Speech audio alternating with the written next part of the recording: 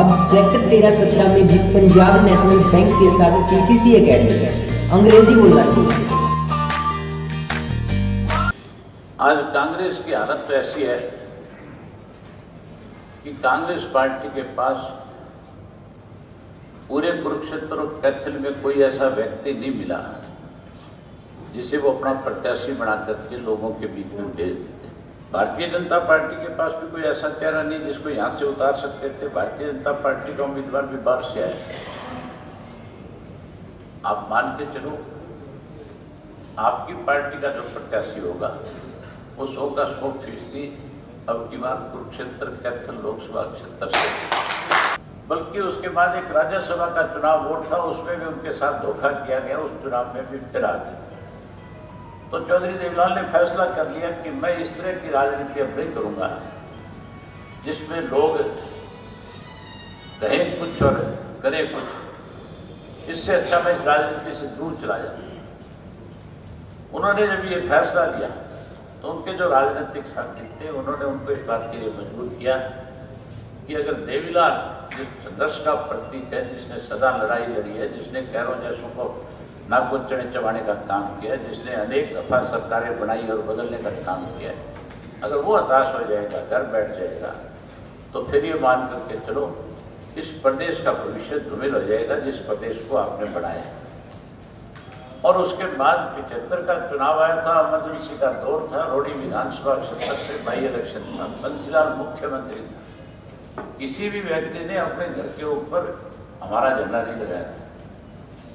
और लोगों से जब मिलने जाते थे, उनसे जब कहते थे कि आप वोट दे देना, तो लोग घर के दरवाजे बंद कर लिया करते थे कि तेरे घर में फलाना आदमी आ रहा है, कहीं इसको बढ़ते हुए देख लिया तो पुलिस वाले पकड़ करके ले जाएंगे, क्योंकि बंसीलाल का इस तरह का दबदबा था।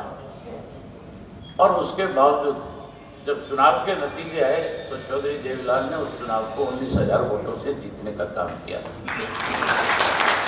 और उसके बाद एक राजनीतिक परिवर्तन शुरू हो जाता।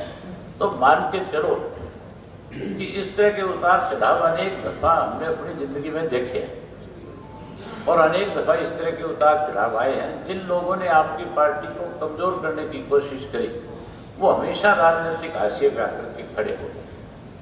और अब की बार के भी जो परिणाम होंगे 100 के 100% इस लोकसभा के चुनाव के बाद आम आदमी, आम कार्यकर्ता, हमारा जो आज खड़ा होकर के बात कह रहा था कि कहीं हमारे से अलग होने के बाद पार्टी में कोई कमजोरी आ गई, वो ये कहेगा कि आप जो बात कह रहे थे वो बिल्कुल ठीक थी। ये लोग 100 का 100% आज हाशिए पे आकर के खड़े हो।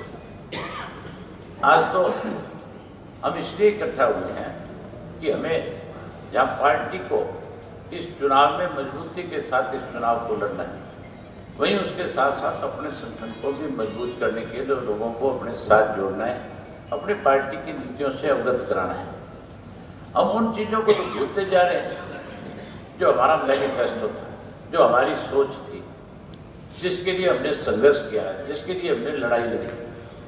हम आपस में जब बैठते हैं उन बातों पे चर्चा करने की बजाय कहीं दूसरी बातों में उलझ करके खड़े हो जाते हैं और फिर उसका फायदा कोई ना कोई दूसरा व्यक्ति उठाता है।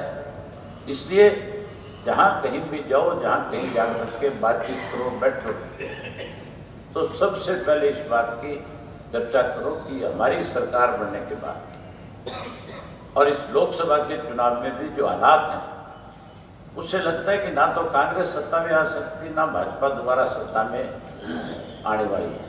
सब्सक्राइब करें और साइड में दी घंटी को भी दबाएं ताकि आप तक हर समाचार पहुंच सके।